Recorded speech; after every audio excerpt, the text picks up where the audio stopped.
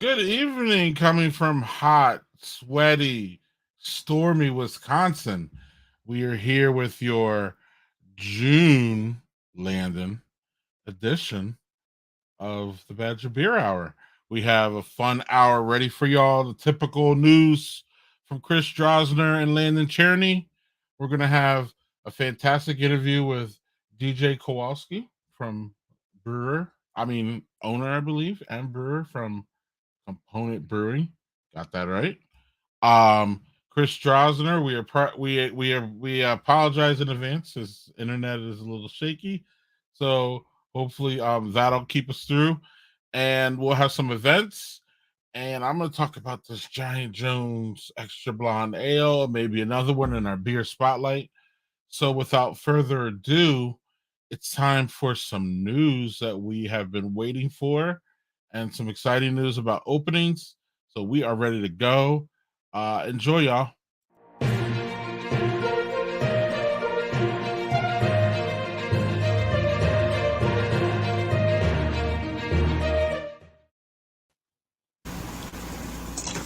Chris, bye. Hello, I'm back. How you doing? How you doing, man? Nice to have you back. Oh no, we froze a little bit. Anyway, we're gonna start off the news and hope that Chris unfreezes. There we go. Maybe you're coming back a little bit. We're gonna kick off June's news with some Ale Asylum. We actually have an update on Ale Asylum, huh? Oh no, he's very surprised about it. kinda, yeah. So there we go. It's an update. It's a little right in queue. Okay, so yeah. So this is a little bit of an update without an Are we just gonna be able to pull this off, or am I gonna have to jump in here, Landon? You might have to jump in here, Greg. Well, I'm opening my beer. Hopefully it'll last to the spotlight. Ale Asylum said it was going up for sale. Okay.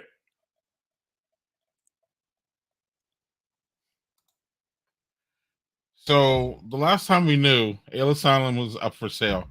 And it's been months, damn it. It's been almost a year almost now. So it's funny that we've had to wait this long for a great update, and then we get this. I can. Well, you there, Chris? Yeah. No. Oh no. Might want to give her one more restart. He goes, right. Oh no. I'm gonna try this again. Maybe move downstairs. All right. I'll cover the first story for you, and we'll see you when you get back. We almost got it. We do. Anyway, Ale Asylum, man. You were saying it was going up for sale. So yeah, if it didn't find a buyer before October, it was going to go into receivership and then be sold at auction, right?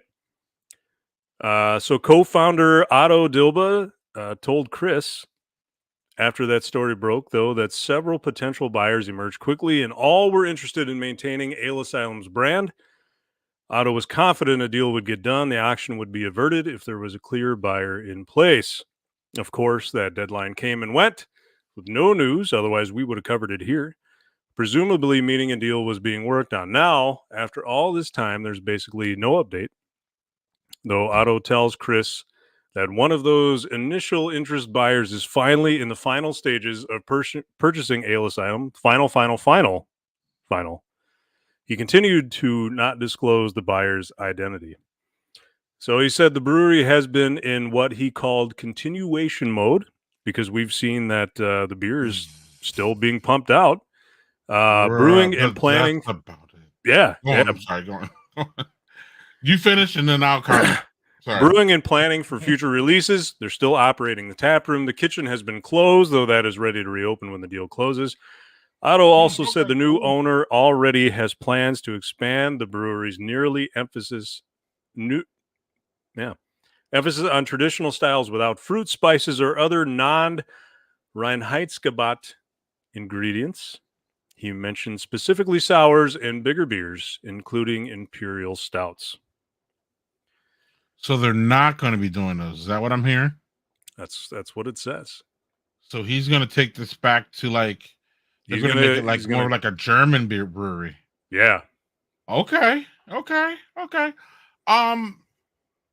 So being closest to the situation out of all of us, driving by Ale Asylum's brewery makes me sad. And I'm not the only one who says that. It just looks like nothing's happening there. It feels like nothing's happening there. And when you drive by and see an empty parking lot, when you're used to seeing It that full. shit full, right? It just gives you those like it's just like another hit we have to take during the pandemic. Yeah. Yes, first world beer problems, Yeah. but it is what it is. So I would really like to see somebody come in. I don't It's going to be interesting to see how all that plays out with our beer folk here. I think we're all ready for something new and improved out of Ale Asylum. Right. But I think we're also missing our old Ale Asylum. And yes, we could still get those beers, but it's just not the same as it was, before they announced their sale and pretty much put themselves into like, it almost feels like to me like a neutral. Like you put yourself, you're cruising along, and now we're in neutral, and we're just gonna stay there until we find a new buyer. And the problem with that is it kind of sets that new buyer back. Like they almost have to take a couple steps back because of that neutral that you're talking about. Right. But I think if they come in the right manner, Ale Asylum had an attitude too. It was one of those breweries with an attitude. If you followed their social media, so we're going to be looking for all that. What's the attitude? What's the beer? If you're going to go back to just German, you're going to go strip it down and go to German beers. Ale Asylum wasn't that crazy to Landon anyway, so that's not really going to be that big of a tweak. But if they go back to like almost like a Lazy Monk style, and I know you can feel that, where like, you know what I'm saying? It's just beer, but that's not going to work. Beer. Yeah, but that is a trend, though, Brandon. Yeah, Landon. It is a trend, but their space just does not work with that. And they can do those beers, and that's great. But they're going to have to do something a little more edgy because of the space that they're in. Yeah, I remember you were here, so you remember being in there. Yeah, I didn't even think of that. Oh my goodness. So Chris, it looks like you're back. We're just going a little bit deeper into this whole Ale Asylum thing because they're huge down here in Madison, as you know. They're huge in all of Wisconsin, I believe, but they're really huge down here. And just them doing a little bit of a makeover. Landon got it right this time. Landon and I are both skeptical about how they're going to be able to make even a little transition.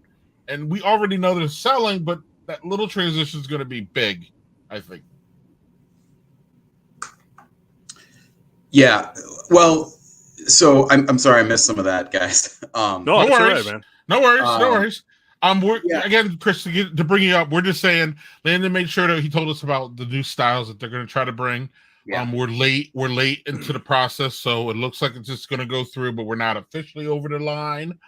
And I'm just saying that I'm just tired of going by Ale Asylum and feeling like they're just a dead brewery and not seeing any cars in the parking lot and all that stuff. So, and having them refresh themselves is going to be interesting because they're a brewery with an attitude.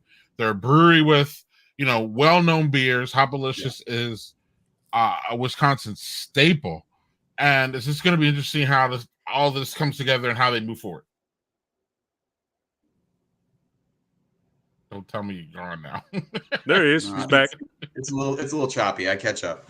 So yeah, I mean, this is interesting. I mean, I kind of assume that there's going to be, just in the way that Otto was talking about it, that there will be some big shipments of vanilla on its way to Ale Asylum after this deal closes. they're remaking. It sounds to me like they're looking to remake themselves as a contemporary brewery, which that means embracing, all styles of beer, including the ones that are really popular right now, like smoothie sours and kettle sours, and Yeah. I think DJ coming up is going to be able to tell us a lot about that. So, Ale Asylum was founded with kind of an attitude, like you said, not just in the branding and the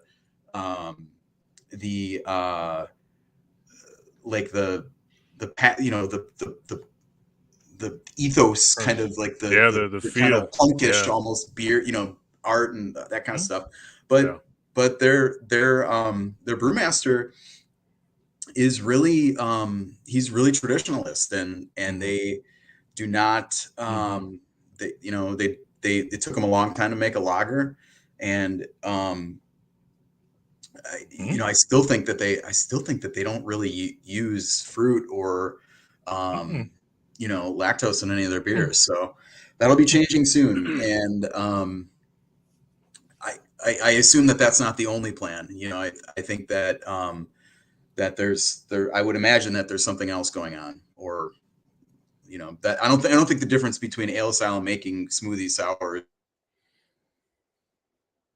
and New England fruited IPAs or whatever it is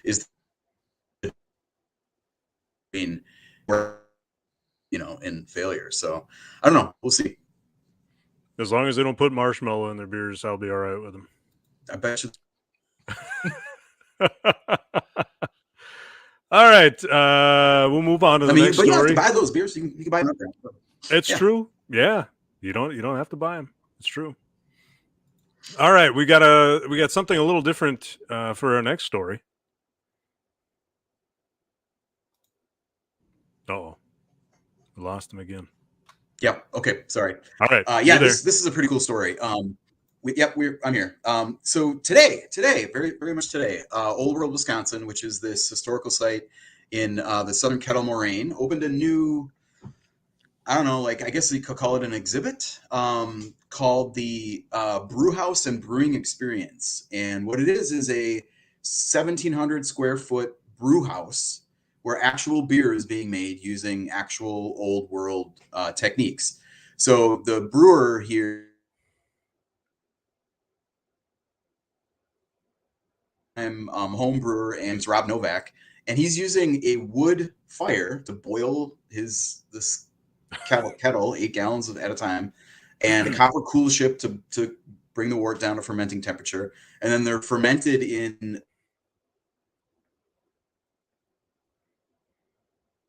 half barrels, and then after 3 weeks into 5-gallon wooden casks. So very, old. This is how the beer used to be made, before all the technology now. He's been making the beers since spring, and they come in kind of a range of styles that I guess I didn't really expect. There's cream ale, there's IPA, and of course there's saison, which is like a farmhouse ale of this kind of that came out of this kind of brewing. And the brew house is not climate controlled, so that kind of limits what he can make. And I imagine he's making a lot of saisons right now. And then some of these recipes are actual historic recipes that other historical partners are sourcing and providing to them. And they're and he's using, some of them are using estate ingredients like hops grown on site. He also wants to experiment with other native ingredients like spruce and juniper, both of which kind of have some traditional, have been used historically in beer. So of course, there's all this beer, and you can go drink it. It's free in 3-ounce samples at Old World, Wisconsin, and there's going to be a grand opening this Saturday if you're really eager to check that out. Eventually, another kind of phase 2 of this project is to restore this vintage tavern that was moved to Old World, Wisconsin. That's kind of hard to say. From its original site in Dodge County last spring. So work to restore that to kind of its 1930s kind of, at these sites, every building is kind of a different period.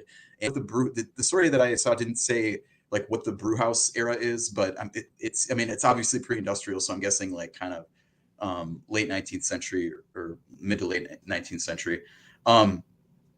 He's not using any steel at all, as far as I can tell. It's all wood stuff. So, Wow. well, I guess the kettle might be, Yeah. and the cool ship is copper, so I guess there's that. But like it's not. There's no.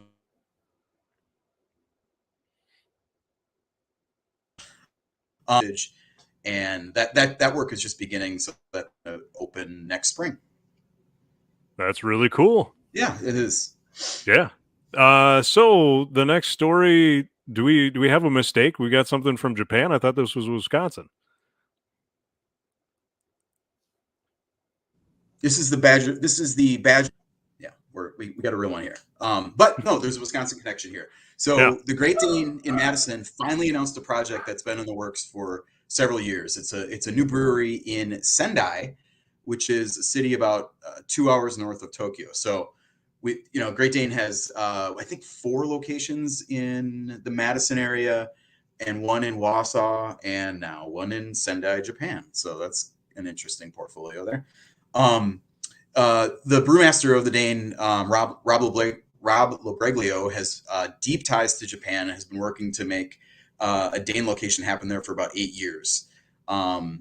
So here in the States, the Dane is a kind of a brew pub model. The one there will be a production brewery, although there will be a tasting room and a kitchen serving kind of American Wisconsin style, I'm guessing there's going to be some cheese curds,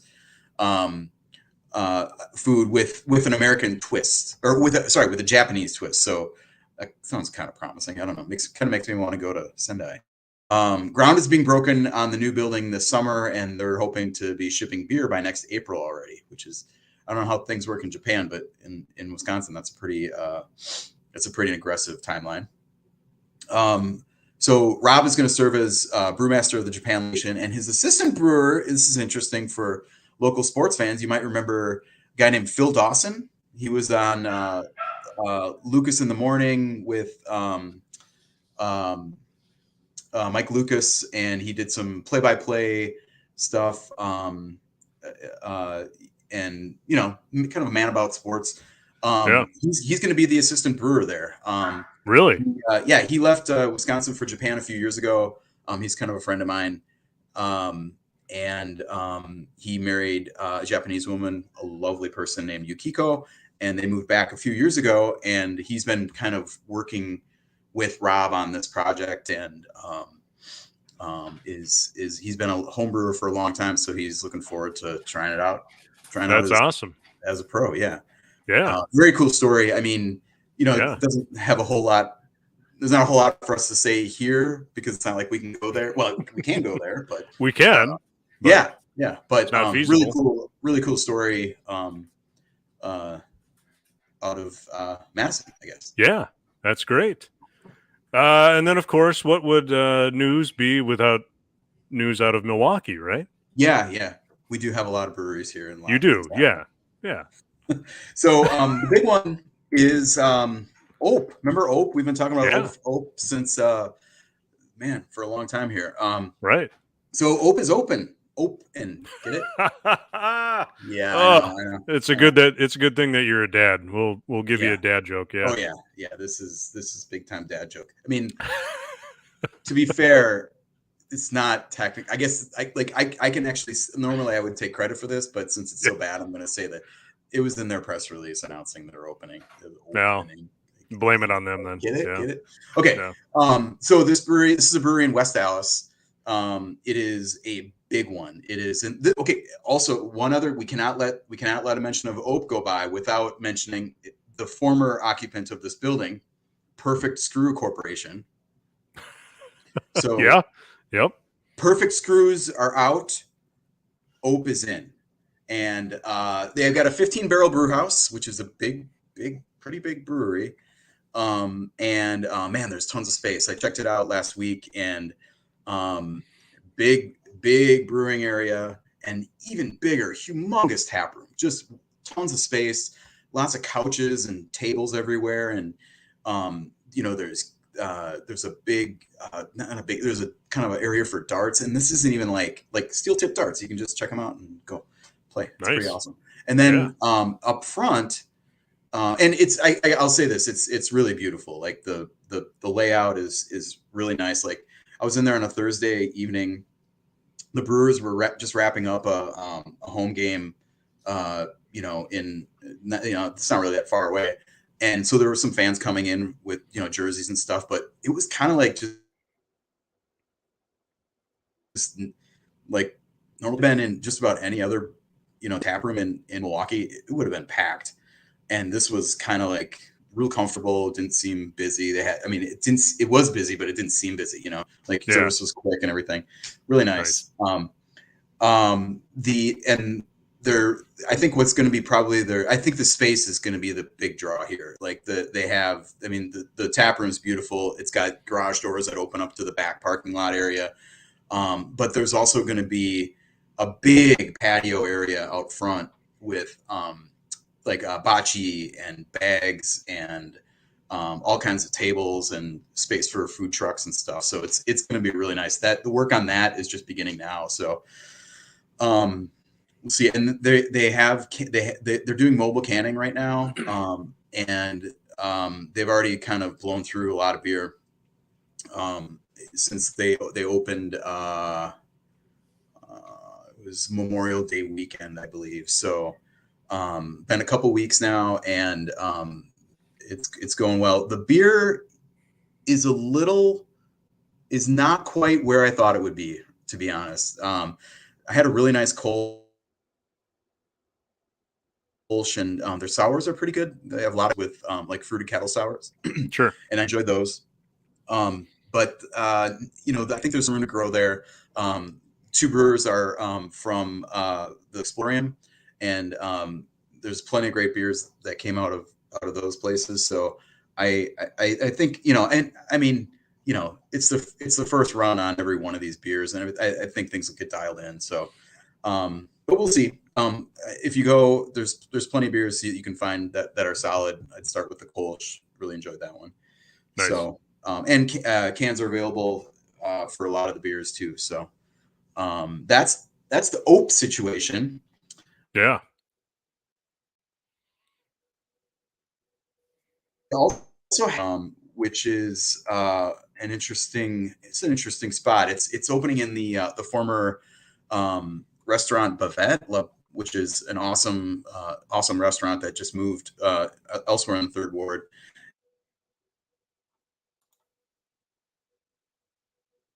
Brewery is called Copper Turtle Brewery. It's planning to open August 26th, which is pretty soon, which means that a lot of this work has been happening kind of behind the scenes, I guess.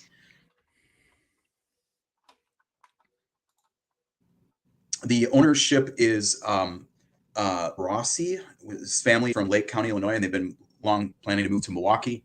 And the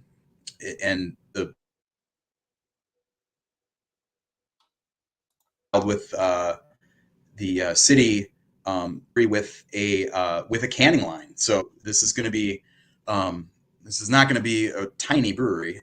Like there's a couple other ones in the third ward that are real small taproom type deals. Yeah.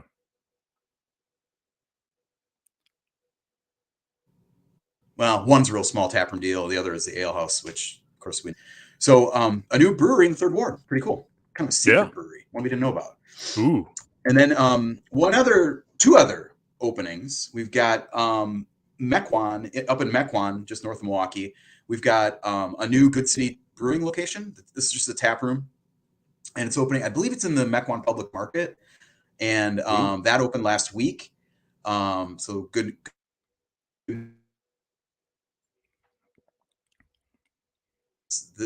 This kind of takes the place of their. They take the place, but they just celebrated their 6th anniversary. Is that last weekend or is that this coming weekend? I think it's this weekend. I think I put that in the events lineup, but big stuff for them. And one other brewery that's opening this week is Torzala Brewing, which is opening in the Lincoln.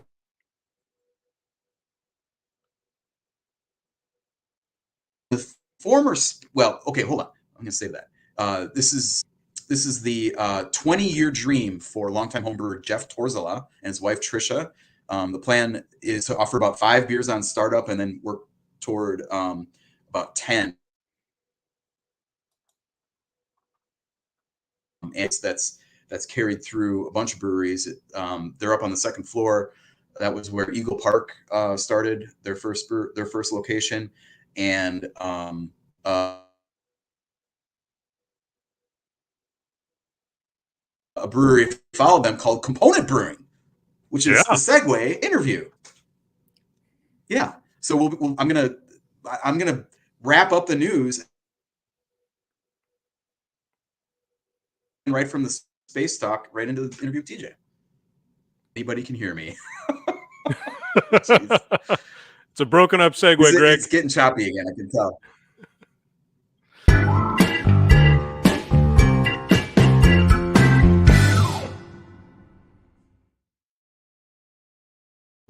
All right.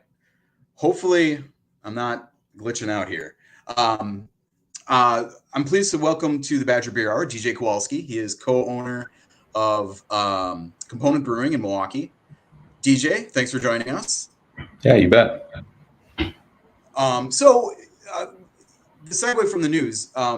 This is you guys recently moved from the second floor space that was previously occupied by Eagle Park down into a first floor space with like a nice open to the public area that has an exterior door that's just your own, which is great. But can you talk a little bit about about that space?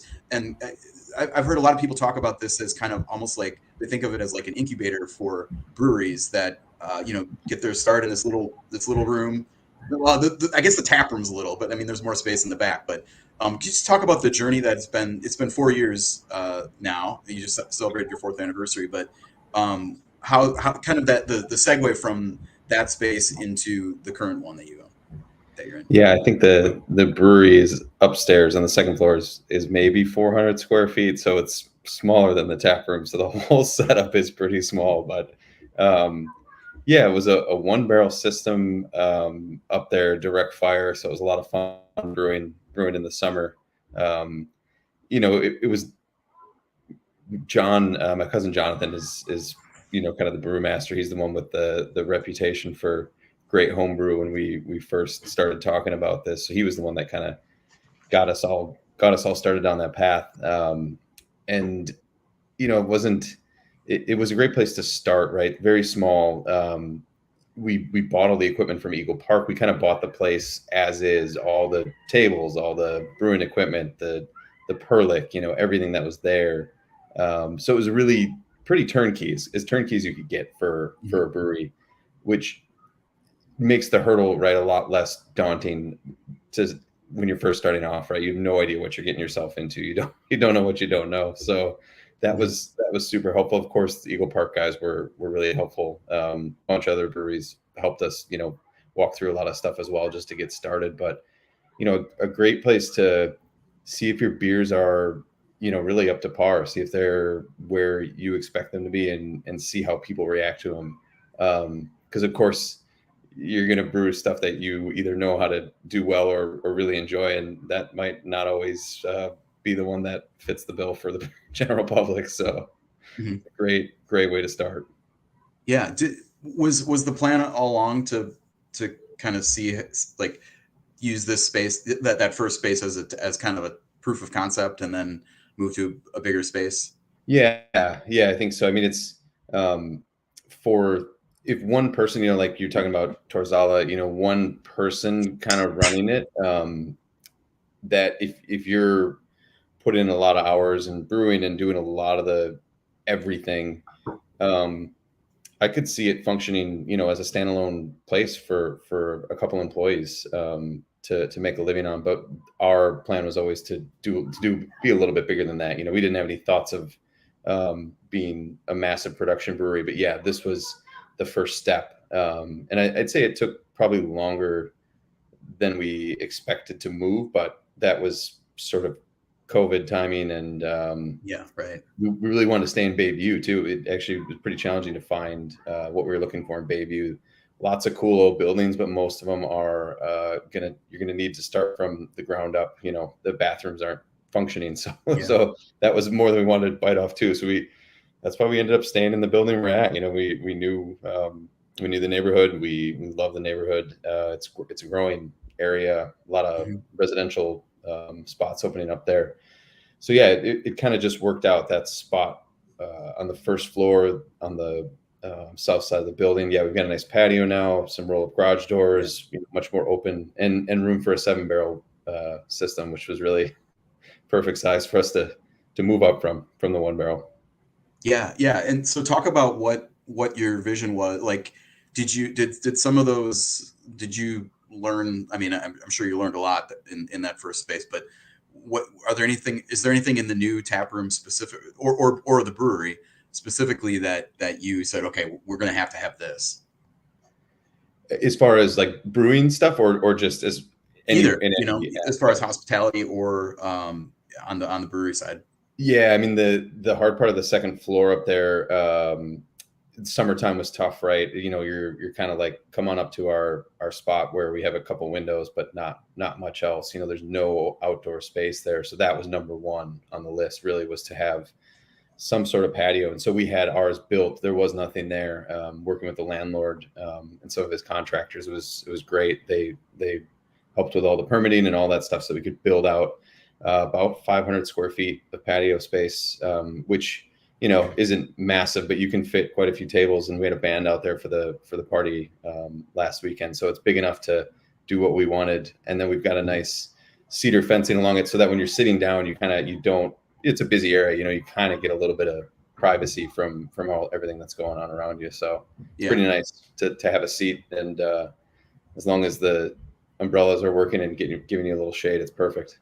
Yeah, you mentioned the kind of growing area, and like, you're not kidding. Like, there is a huge new, I guess I wouldn't call it quite a high rise, but there's a big new building, apartments and condos and stuff right across the street, and then that there's a big like the Michaels construction headquarters that's that's just right along the river, like less than a block away. So like, yeah, there's a lot. It's a good spot to be in for sure. Yeah, that was not.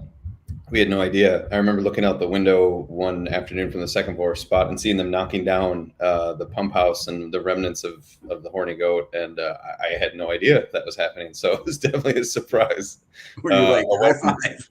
Yeah, welcome surprise. But Nice. yeah, it's. I feel like that the city's just kind of growing that way, right? From Walker's Point, from Third Ward towards Bayview, towards, you know, St. Francis, and it's just inevitable, right? That's kind of where, as rents get raised in the Third Ward, you can kind of come this way and find something that fits the bill. So yeah. Can you talk a little bit about the kind of the Milwaukee scene? You know, we just mentioned Good City celebrating their 6th anniversary, and when the big wave, the more recent wave really started of brewery openings. We had Third Space, we had Good City, Explorium, I think, was in there as well. A lot of breweries in that wave, and you guys were kind of more on the tail end, or kind of a second wave of that.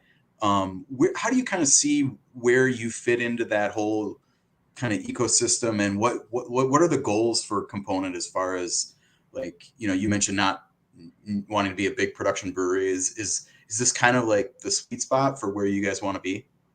Yeah, I think so. I mean, it's a family business, and we all have kids and dogs and all that fun stuff. So we've always had this idea that we wanted a space that we felt like was pretty welcoming to that, right, to that sort of clientele.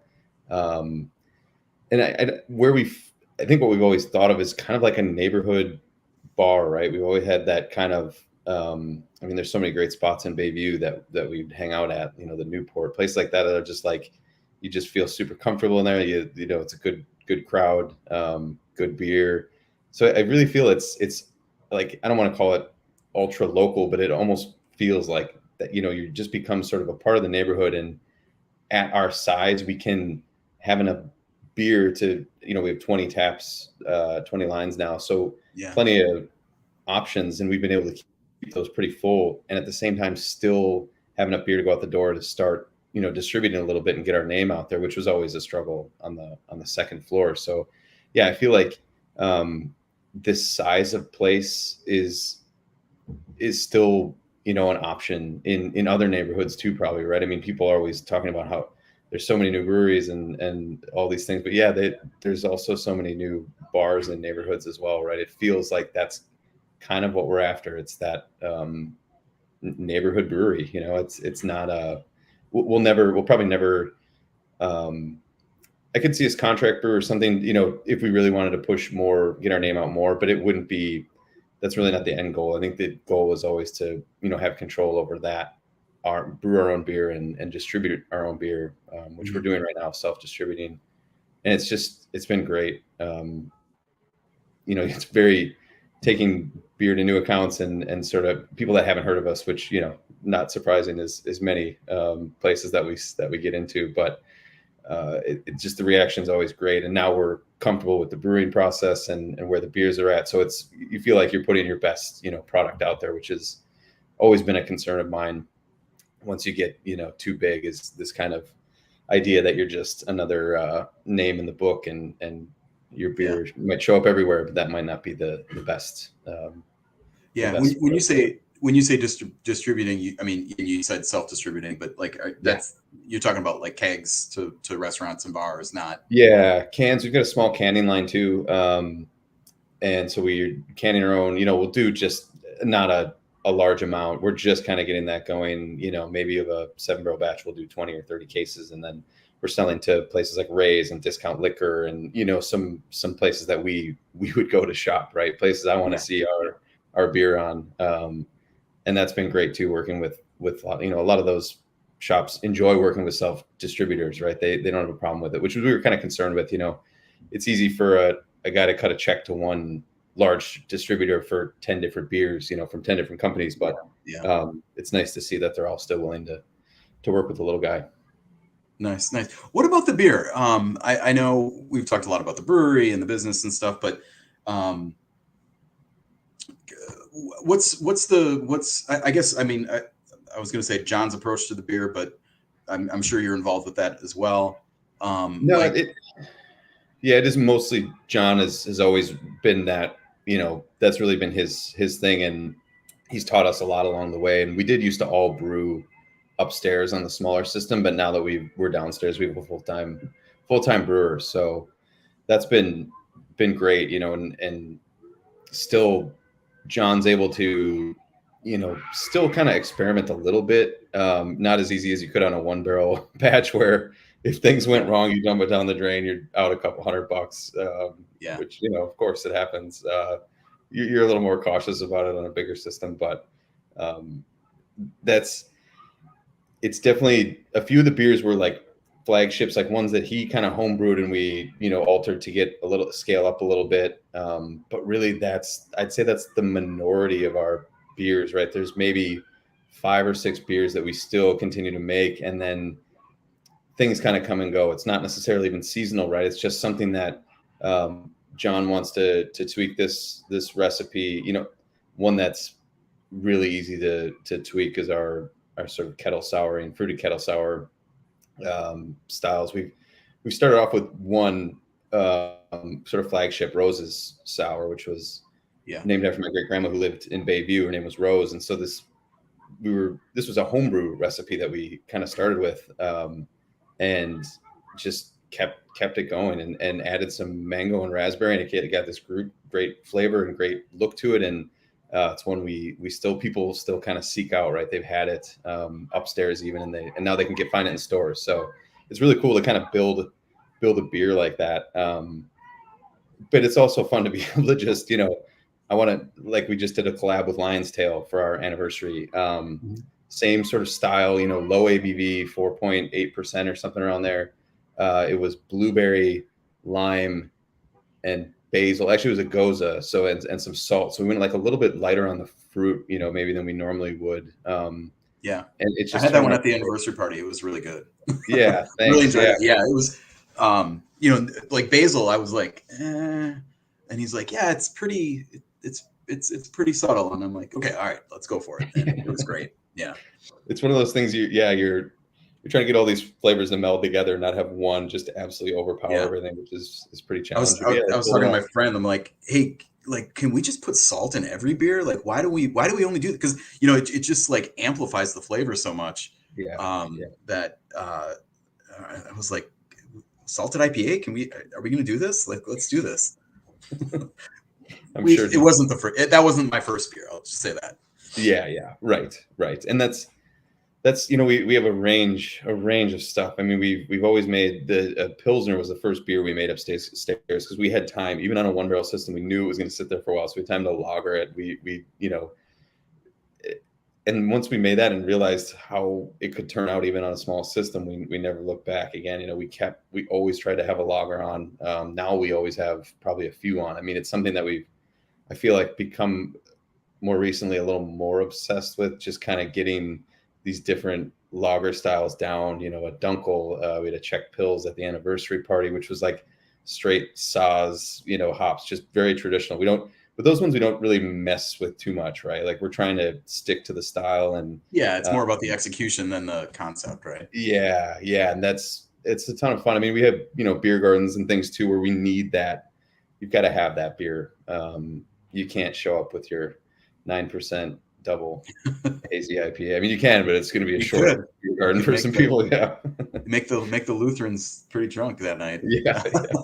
And I think that's one of the things that I'm kind of seeing as a really, like, when I think about what a good brewery is these days, it's the space, it's the obviously execution of things, but it's also kind of the range. And I think you guys, you do have good hazy IPAs, and you mentioned Roses is a worthy flagship, but there's like I'm not. I don't remember. I think it was off last week, but I was there earlier in the month or last month, and you had the Kultbusser. Is that how you say that?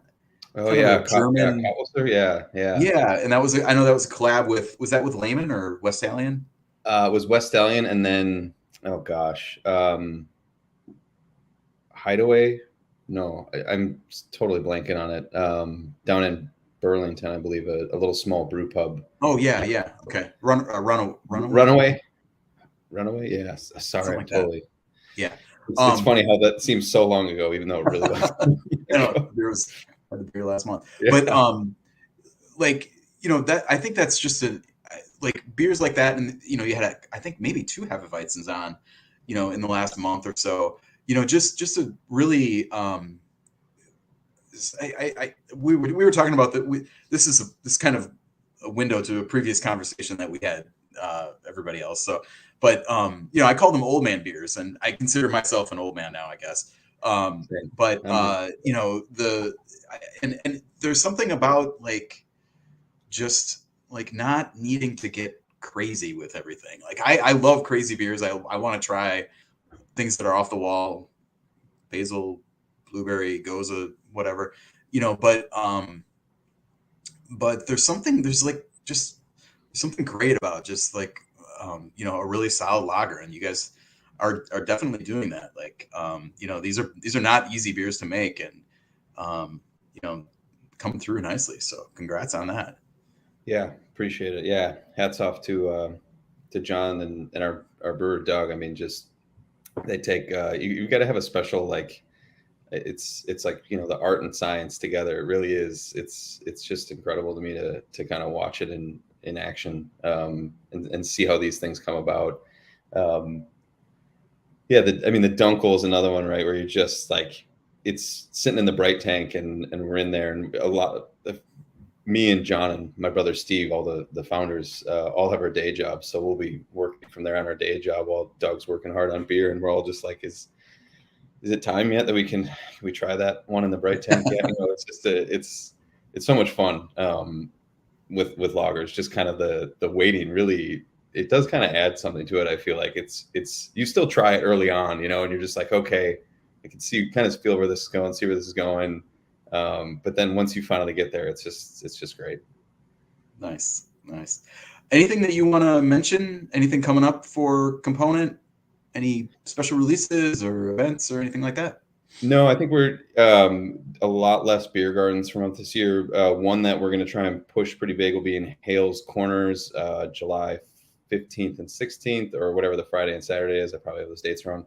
Bit of a fundraiser. Their pool was closed again this year, lack of funding. So a bit of a bummer there, but we're trying to do a fundraiser there. We'll start advertising that soon. Otherwise, no, it's just going to be a lot more focus on getting people down to the tap room, and we've got space for music out there, so we'll get some food trucks out there, and I'd have to, of course, mention our neighbors, New Barons, right next door. We share some. We have our raised patio, but then we share some patio space as well. So we're working on a big joint party too, maybe a big roast if we're lucky, and some reggae bands. I'm hoping it's kind of a concrete island party, I think, is the theme. Pretty excited about that one. Awesome. We talked about the Lincoln Warehouse, but we didn't really say how much is there. Like, we obviously Torzola opening this weekend up there. You guys, New Barons is literally right next door, and then it's Twisted Path, right? Is Twisted Path, yep. Cocktail room just around the corner, in the former, that was Enlightened space, correct? No, right? New Barons was Enlightened. New Barons, okay. Yeah, so, yeah, they've took over. Lots of great drinking things happening in that building, and there's all kinds of other tenants. Basically, it's big old warehouse subdivided into little commercial spaces. So. Yeah, it's fun to walk around and get lost in there. At least nobody's on their way to you anymore. Yeah, that's Jeff's problem now. Yeah, exactly. All right, well, DJ, thanks so much for joining Badger Beer Hour, and I'll see you again soon, I'm sure. Thanks, Chris. Take care. Yeah.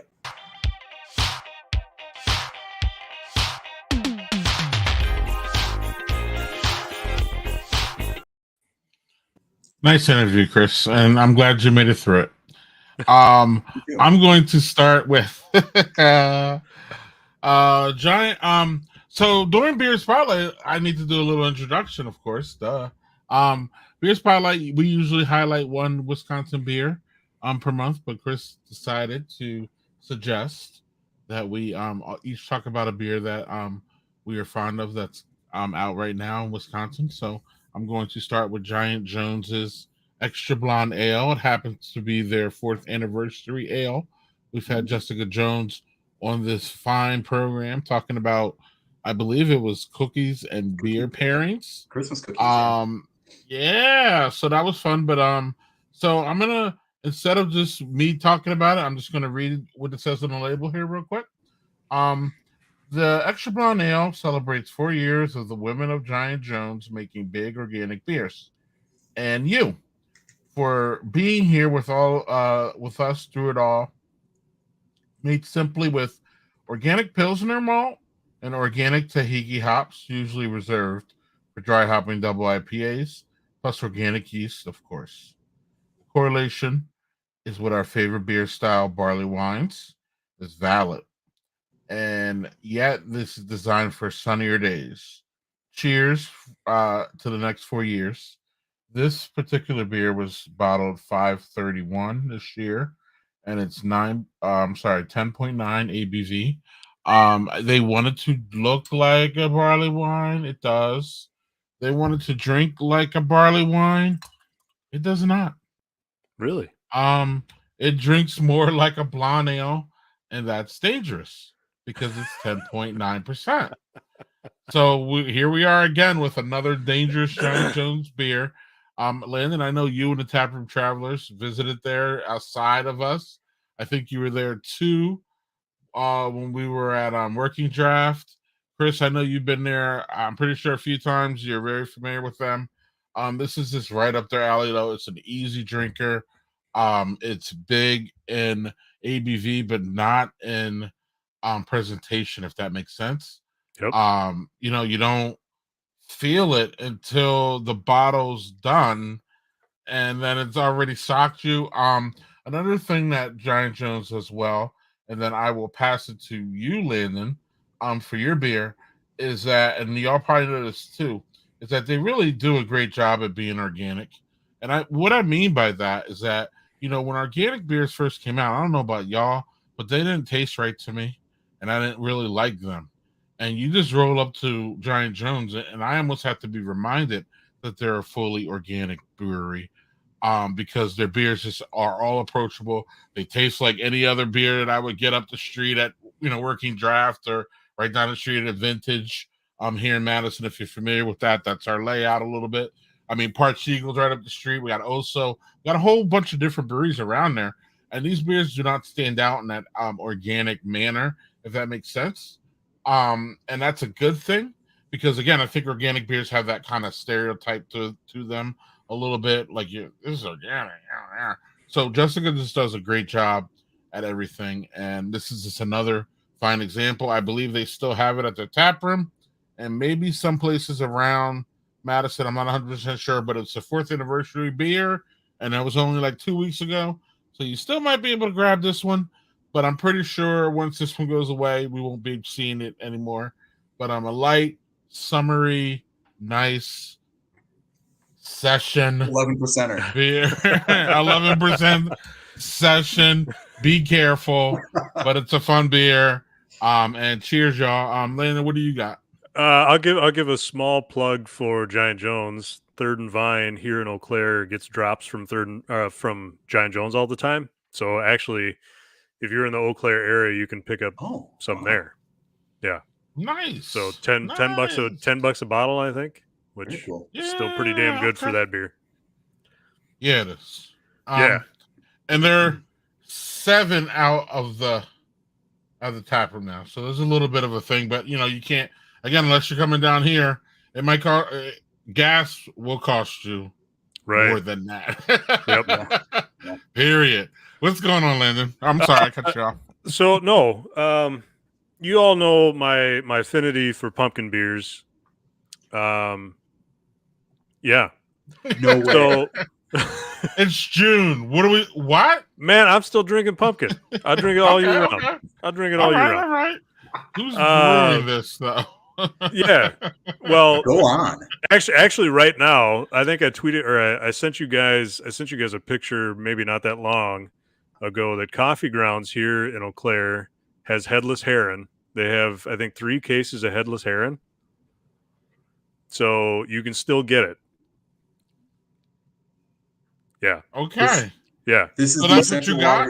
No, actually, Bourbon Barrel. This is the Central Waters Bourbon Barrel Headless Heron. Yep. So if that's the stockpile in the entire state. If you want any, you're gonna have to come to Eau Claire. Wow.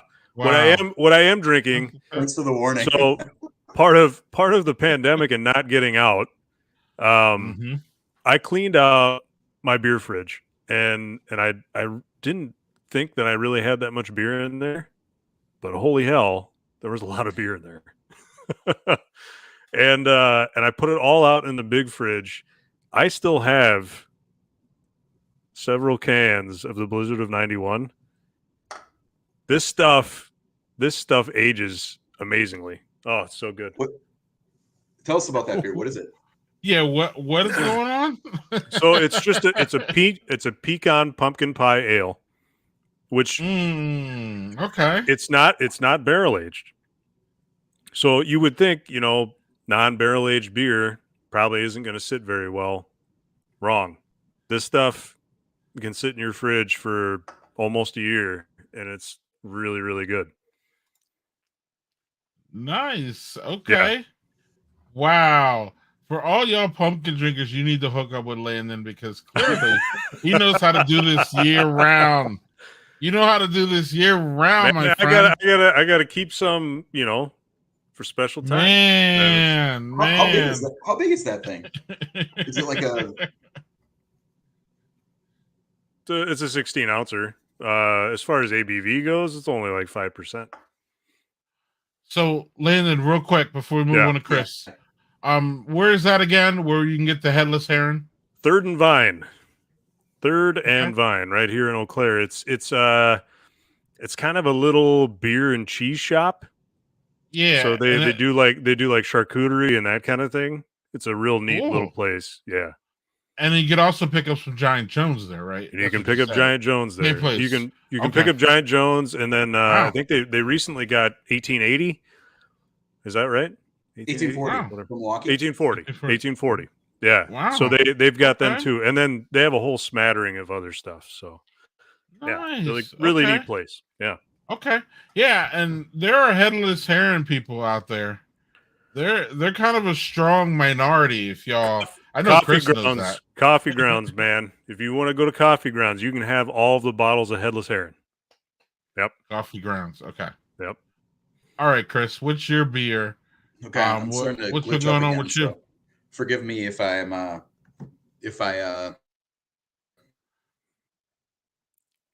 zap out like you just did. if I glitch out.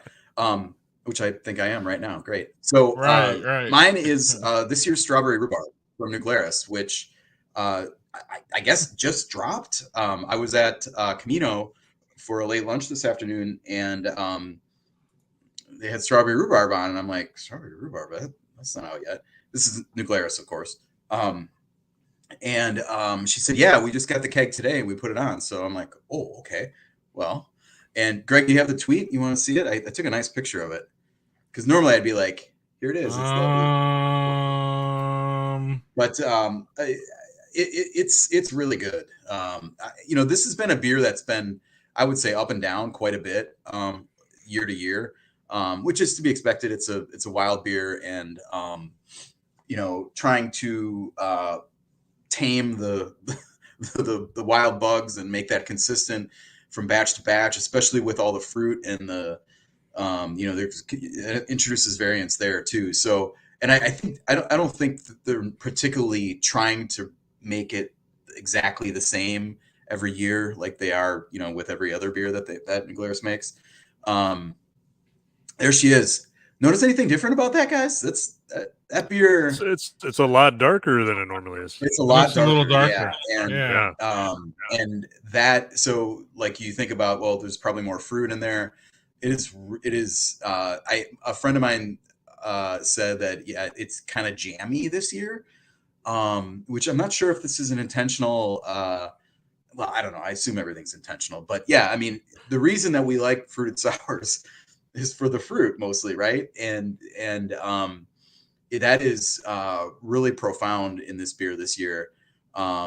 It's it's got that pie. It still has that pie crust kind of malt character. It's very sweet. But boy, it's bomb this year. I've been really up on this beer occasionally and sometimes kind of down on it, but this year is probably, I don't know. I mean, I don't have them side by side, but I remember this is better than what I remember from previous years. So even back when it was a super hype beer that nobody could get. So I think it's hitting, this is in Milwaukee, distribution in Milwaukee. So it might be hitting shelves in Madison, bottles this week.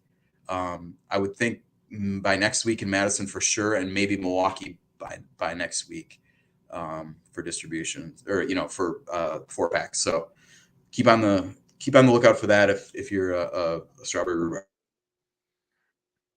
Yep, and you could always head to the brewery, but make sure you do it on weekdays, not weekends. They're closed on weekends. Yeah. So, thanks y'all for that. Or Chris, you done? Yeah, I was just gonna say, I'm not sure if they're open. Yeah, they're not open weekends. Weekends, right? I verified this. Yep. And weekdays they're not, or weekdays they are. Yeah, but hit their website before. But I know a lot of people would think about, hey man, it's a nice weekend. Let's go down to New Glarus, and you can go down to New Glarus. It's a fine, wonderful little town there, but you won't be able to go to the brewery. Just so y'all know. So, but we will tell you some places you can go.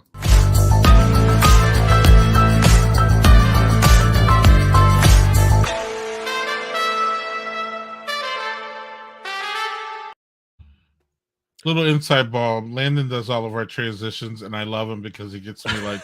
I see him too grieving in the back when we're like going, and I always got to stop and Yeah. like be all like professional. Gotta be Landon, serious. yeah, Landon, what's going on? We hats off to our normal events guy Andy, who is on maternity leave officially. So hopefully everything's going well there. I haven't heard from him, but he's doing well. He's doing well. He says hi. I talked to him before the show tonight. So right. So cool. So what's going on event wise, buddy? So we've got a lot going on. I don't have everything listed because I could go on forever. Actually, this weekend there seems to be a ton of beer fests going on throughout Wisconsin, believe it or not. So I just highlighted the bigger ones, and of course it's Father's Day weekend too. So there's a lot of things going on for that. So in my neck of the woods, the old Liney Lodge has 2 days in a row. So this Saturday, June 18th, from 10 a.m. to 6 p.m., they're having their summer kickoff at the Liney Lodge. So they'll have live music, food trucks, beanbag tournament, and of course all their beer. Pre-sale tickets are $20, $25 at the gate. That money gets you 3 pints, I believe, and then admission into their big fest. So, all right, yeah, not a bad deal. And then if you can't make it to that, the next day, Father's Day at Liney Lodge, the whole day. So the lodge opens at 10 a.m. The whole day, dads will receive a complimentary pint at the Liney Lodge. Look at that. Can't go wrong with that, right? Nope. And then Lady Lounge is always a fun place to stop. We always recommend it. Can't say it enough. Right. And you can see the new brewery in there and all that good stuff. Yeah. So then a little later this month, Bark and Brew. So your neck of the woods there, Greg. Octopi. At Octopi in Wanakee. Yes. Yeah. Okay. Yep. Sunday, June 26th. Yep. Noon to 5 o'clock. Everybody can go to this. It's a free event. Live music, raffle, kids activities, more. You can bring your dog, but make sure they're friendly, vaccinated, and well socialized. A lot of things you got to remember for your dog. Serious about the vaccinated part? Anyway, that's what it says. That's what it says. Wow. Make sure your dog has its vaccinations. Yeah. All right. They got a nice outdoor area there. Yeah. You've been there. They do. Yeah, and it's even better. They keep improving it. So I highly recommend it. And I know there's a charity angle to it too. So that's good too. Yep. And if you don't have a dog, you can just go there and pet some nice doggies. Right. And contribute to the charity. We're more than happy with that. Yeah. That's right. Get some so going back to more current. Some big pastries. Yeah, no, you're good, man. The Door County Beer Festival is going on this weekend. Saturday from 11 a.m. to 4. You can sample more than 150 different beers from 45 Midwestern breweries on the grounds of Max Welton Braes in Bailey's Harbor. Tickets are $50 for general admission. Beautiful. And if you wanted VIP, it's sold out. Damn, beautiful. Nice. Yeah. You know, I've lived in Wisconsin for, 15, 16 years. Never been to Door County. True story. Maybe we should do it together. Yeah, we should do it together. Yeah, I'm almost the same. A little bit longer, 18, 19 years. Yeah. Never been there. Yeah. I was trying that one last year, but it didn't work. But yeah, that sounds beautiful. It's just it does. Y'all should look it up if you are going to be near there. Absolutely. Let us know if you go. Yes. And then we've got Roar and Pour coming up on Wednesday, June 22nd. So if you want to drink in the middle of the week, 6 to 8 p.m., it's in Racine at their zoo. And it's going to take place along the beautiful lakefront. You can meet an animal ambassador, have hors d'oeuvres, and explore the unique, specially selected craft beers from local breweries. The big brewery that they're going to feature there is the Explorium Brew Pub. You have to be 21 or older to attend. It's $30 per person if you're going to drink, and $20 for your DD if you have one. So, Okay. Sounds Yeah. about right. Yeah. Huh. yeah, midweek, little midweek. Yeah. Yeah. And then we move back up to my area of the woods, and then it's the Cheese Curd Festival. It's craft and curd paired Friday. So, yeah, Friday, June 24th from 4 to 6 in Ellsworth, Wisconsin, the home of cheese curds, apparently. It's the ultimate brewery face-off. Yes. 6 local Yes. breweries battle it out for Yes. best brew and cheese curd flavor pairing. Yes. And you're the judge, so you get to judge. Participating breweries will be announced soon. All 6 beer and curd tastings for $20. Damn. Yeah, Damn. yeah, These events are killer, y'all. yeah. Get out and do something. Let's go. And then we've got a couple that Chris slipped in there at the last. Good City Anniversary. Good City Brewing is celebrating 6 years in business with its party at its Wauwatosa location. The fun starts at 11 a.m., includes live music, plenty of local vendors, a bounce house for the kids, maybe an adult or two that sneaks in there. Good City is releasing its 6th anniversary beer, a West Coast Double IPA. The event is free, but there is a VIP package also available if you're interested in that. Cheers to one of the breweries who helped usher in the Milwaukee's brewery boom. Yeah. And then last but not least, Guitar City Days. It's a 2-day beer and music fest. Comes to Raised Grain Brewing in Waukesha from 11:30 a.m. to 11 p.m. So the whole dang day on Friday, and then 11 to 11 on Saturday. So the whole day there too. The theme is Legends of Lager.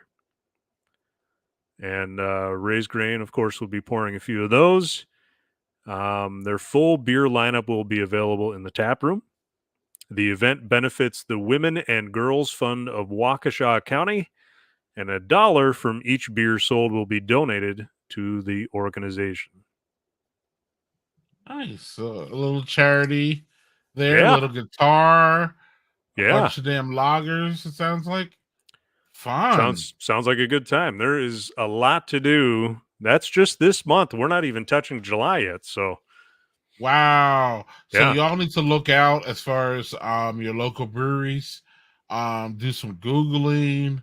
I was just telling Chris earlier today, we can talk about it in the last call. I just feel that we're progressing back to a normal-ish summer. Yeah. So be safe in areas where y'all feel uncomfortable. But most of all these events sound like they're outside. Yeah. So there's no really inside things going on. And why do we want, again, Wisconsin has 7 great days a year. Why would you want to be inside for them? Amen to that. Amen to that. Right. So let's get outside and have fun. And thank you, Landon, for compiling that list. You bet. Man, you made me jealous. I want to go to a bunch of them. And I'll probably end up at none, unfortunately. But we'll talk about that in a second here.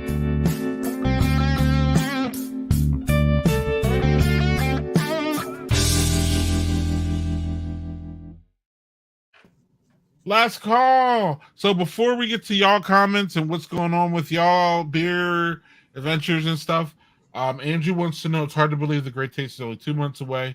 Any of y'all going? I didn't get tickets. Yes. I don't have my press ticket yet, but I'll be getting one. Yeah. Yeah, I have a ticket, but I'm also planning to go to Barren Flow, which is the same day. So we'll see. But either way, it's one or the other, though. So that's good. Both wonderful outside events, great locations. So Andrew also wanted to say, I'm pretty sure to Landon, thanks. CW is my favorite brewery. It was likely the best pumpkin beer he's ever had. Lakefront's brandy above barrel-aged pumpkin is very nice. It is good. Dude. Yeah. It is. I've got a 6-pack sitting on the shelf aging. Yeah. from various years. You and your damn pumpkin beers. I love it. Actually, I personally love it. I'm not a huge pumpkin fan, but I love when people love it because pumpkins get so, pumpkin beer is one of the most assailable styles, period. It's just easy for people to, excuse my language, shit on. Yeah, and it is. they just do it all the time. It's like, it's like the old school lager. Lager's now way too popular for anybody to shit on.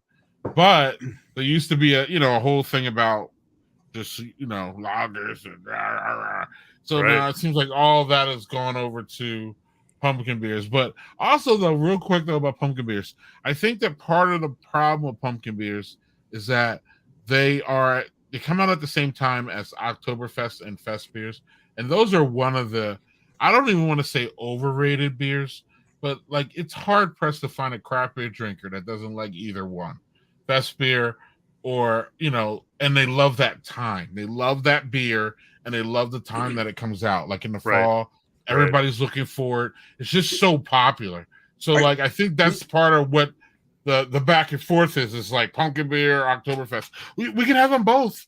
Y'all chill. Did you call Oktoberfest overrated? Not. I wouldn't say that overrated. They get a lot of attention, and there's not. They get a lot of attention. They're big seasonal. Yeah. People love it. I wouldn't say overrated. I would say highly loved. How about that? Yeah. Like really. Yeah. I mean, and they are. It's a great style. Don't get me wrong. Yeah. But the way that it's like, there's this aura around it, and then there's like at the same time, those same people are like pointing at pumpkin beers, like you evil. You evil. You know what I mean? You can't get a whole lot different than those two things. I mean, they're both very true. Fall, like they encapsulate fall really well, but one is traditional and kind of like basic, I guess. I know that term carries connotations, right? And then the other is like bells and whistles and spices and pumpkin sometimes. Yes. But hey, at least it doesn't have marshmallow in it. And so on that note, Landon, what's going on with the Taproom Travelers, or anything else you would like to talk about here on the last call? Yeah, we don't really have anything coming up for Taproom Travelers per se. It's really been tough to get out. Various people have been sick with COVID. Gas prices are crazy high. So when you're not getting paid to go to places, it makes it a little difficult to get everybody together to go to to a place. And craft beer is still kind of picking its feet up from it is. It is. So there's less Taproom Traveler money and stuff roaming around because there's still a lot of recovery that needs to be done, and I don't think people understand that part of it. But I know Chris understands it. And Chris, what's going on? Anything going on? How was Lager and Friends? Anything coming up? Yeah, Lager and Friends is awesome. It was everything. It kind of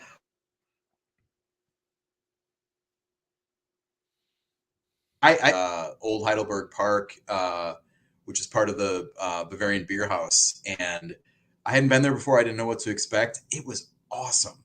Like it's this huge.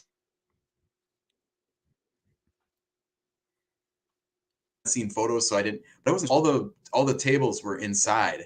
So, but it's not like inside. It's like open to the outs. It's just a pavilion type thing, and it's huge. So there's plenty of room for. I think there were 20, maybe more, 25 breweries or something. So everybody's got a little table, and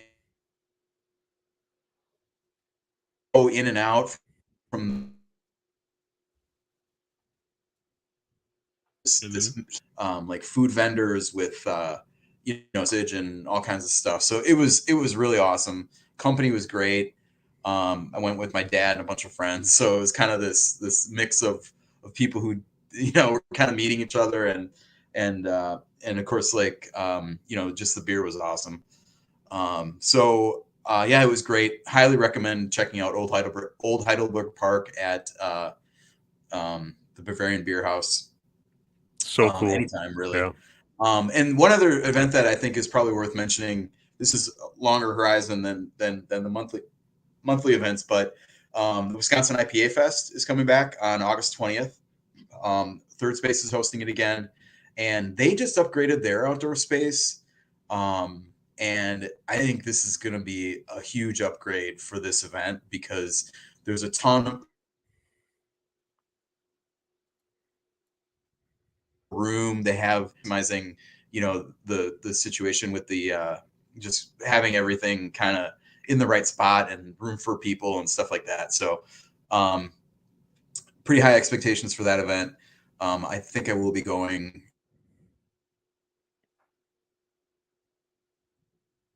At least they did a blind judging competition where they would crown like the winner, and I'm hoping to be invited back to that for to do some IPA judging. Which is, have you guys ever done blind beer judging or tasting or anything? I think Landon has. It's really. I've done blind beer tasting, never judging. Yeah, it's really Isn't it interesting how like when you don't have any idea what you're drinking, what like I remember the year I did it,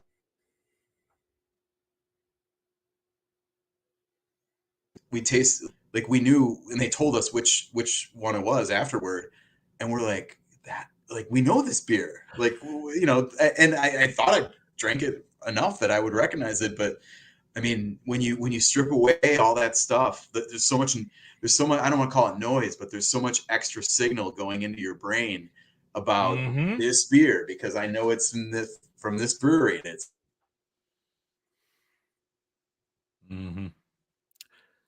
and parameters on what that is. So I was shocked at how I probably shouldn't say this, but how, like, I didn't really like a lot of those beers.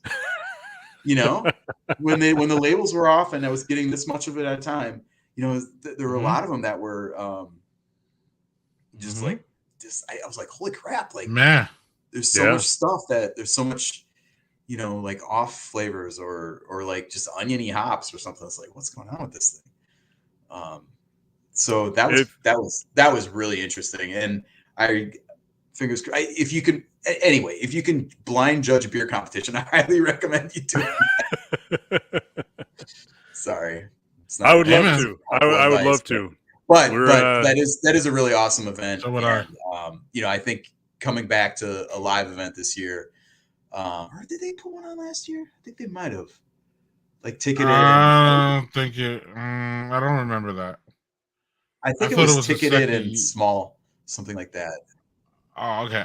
Okay. I'm not sure. But anyway, we can talk about that next month, though, Chris. We got another month in between there. We do. We have 2 months. Yeah. Well, maybe not. Yeah, it'd be a set. Probably. Yeah. So other than that, sounds like you're doing good, Chris. Next week we have Badger Beer Happy Hour that happens on Twitter Spaces.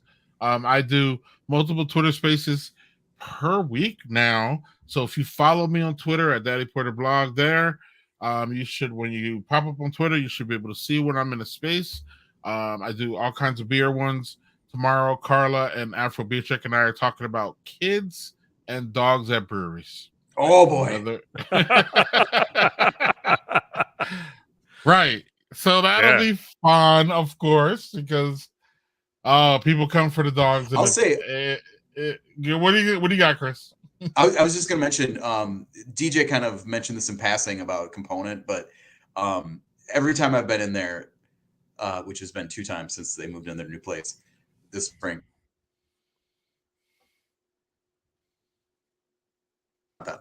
nice and friendly, and they just want pets. It's great. So if you like dogs, Component is a really good spot. Yeah, I'm all over the place on this one. But yeah, tomorrow 8 p.m. it'll be fun, and then next week we have Twitter Spaces with Simon Mecanico and Beer Barons there, and we have a good time there. We'll talk more in depth. We usually go a little bit more in depth about the big beer issues that are going on. So we'll be talking about Ale Asylum and all that. And yeah, so look out for us on our social media channels. You can always go to badgerbeerhour.com. Please subscribe to Chris at the Beer Baron. We got the Taproom Travelers on Facebook, Twitter, Oh. and YouTube. What's up, Chris? We are also Can I jump in on one more thing? Yes, it's the last call, man. It's kind of last embarrassing. call. Get it all in before it's over. I started a TikTok. I I've saw only that. done one TikTok. Yeah. Well, one real TikTok. So I don't know what it's gonna do. I'm kind of just playing Or around. where it's gonna lead. It's gonna Right, it's gonna be drunk Chris doing the gritty every other day. What about some modeling of beer pants? Can we Yeah. can we get that? What? Beer I pants. want you beer to shorts. model your beer Oh, the shorts pants. and I thought you said something Yeah. else. I was like, oh my god, can you even say that on the Badger Beer Night?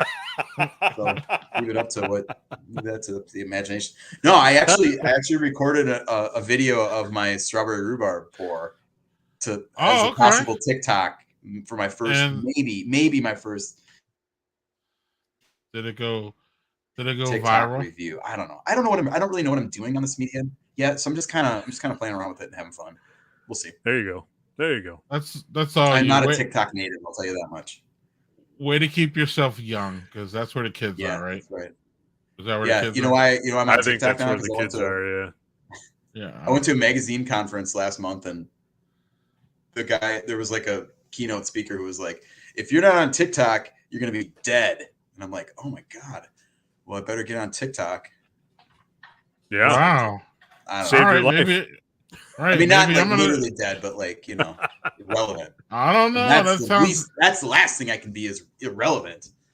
Yeah. That sounds ominous. Terrifying. I don't like it.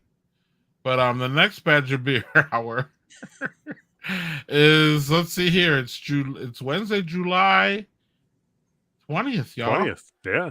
Yeah. So Chris got a little time into the month this time. 20th.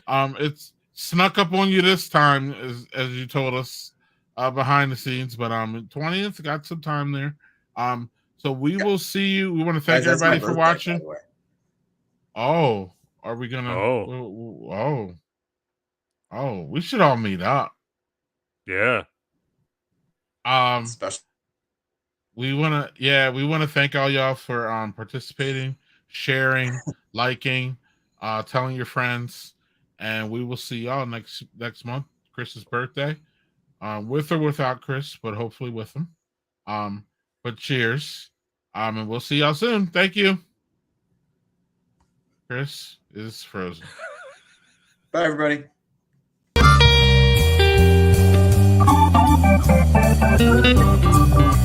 Thank you.